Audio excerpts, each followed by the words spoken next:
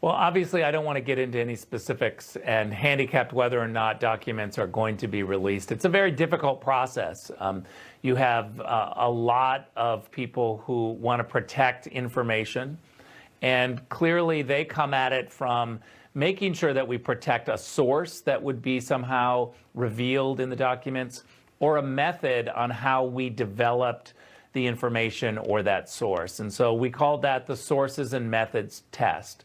What is really important for people in positions of authority like John Radcliffe and others is to really evaluate whether or not this information is needed by the public. And this is where I came down on transparency. I think it's incredibly important, if it doesn't reveal a source or a method, that we be transparent, that we release it to the American people. The American people need to know, especially when we have botched investigations like the Russian collusion investigation. We see so many mistakes. We see so many times early on in that investigation, intelligence officials were raising red flags to say, this is Russian disinformation. This is not correct.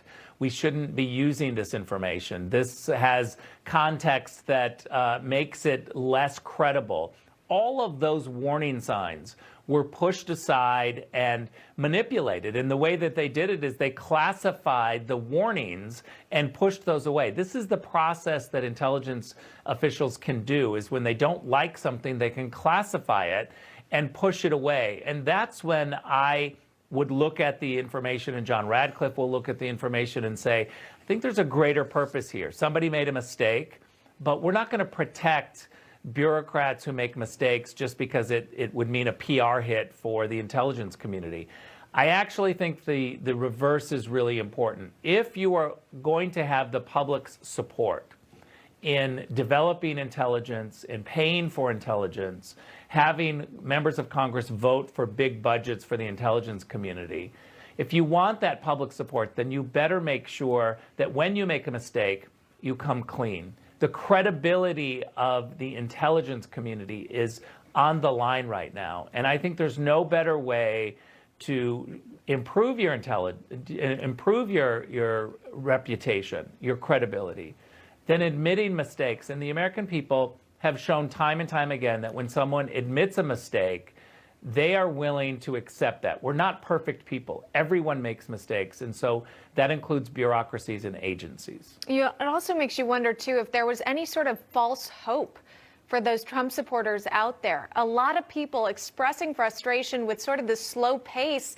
of the Russia investigation, questioning, where is the Durham report? When might it come out? When might this information become available, especially considering President Trump is set to leave office in just 5 days? Look, I think it's a good question, and we need to constantly ask it, but I don't think it's an easy answer. I don't think it's a black and white answer. I don't think it's a simple answer. I think that there are possible complications, right? You want to make sure that the information is correct. The last thing you want to do is finger point that someone made a mistake when they didn't make a mistake. So that takes time. It takes time to unfold. I can tell you from being on the inside, it takes an incredible amount of time to declassify information.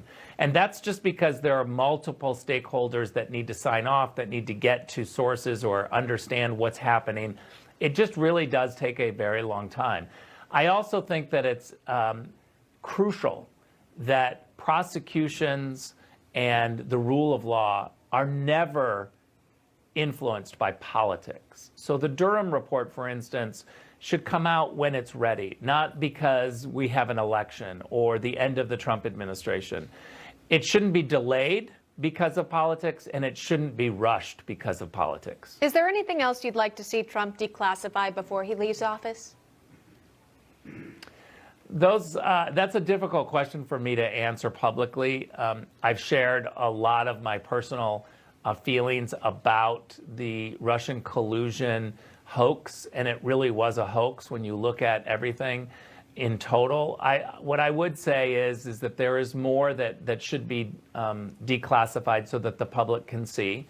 But I do think that we've already accomplished a lot, and people see that this idea that Donald Trump was a Russian asset is silly. And people now see through the facts and through the declassified documents that have already been done that the idea that people like Eric Swalwell and Nancy Pelosi and Joe Biden and Chuck Schumer had been pushing for a long time that Russia was the crisis that we needed to concentrate on.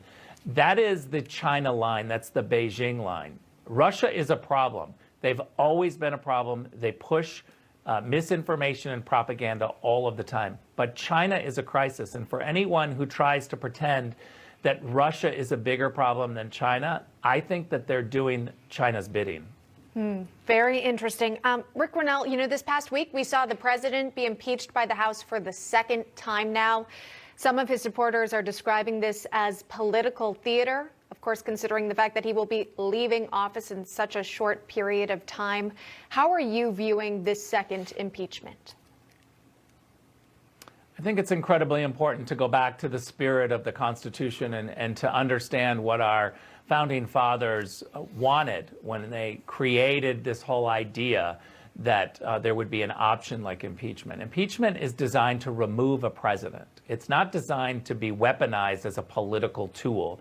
And what the Democrats have done is literally ruin the impeachment option because it's now a political tool.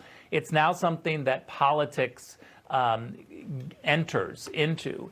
And I think that that is a real disservice to our country. When you weaponize impeachment for political gain, then you ruin the whole concept. And don't be surprised that the slippery slope begins to happen. There are going to be future politicians or maybe even current politicians that will weaponize impeachment against the Democrats when the Republicans are in charge. This is not something that I support.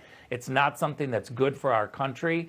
But the Democrats, by having the House, the Senate, and the presidency, and controlling everything, and overreaching by trying to embarrass and impugn the president when he's clearly leaving office, I think that they misuse impeachment, and that's not going to be good.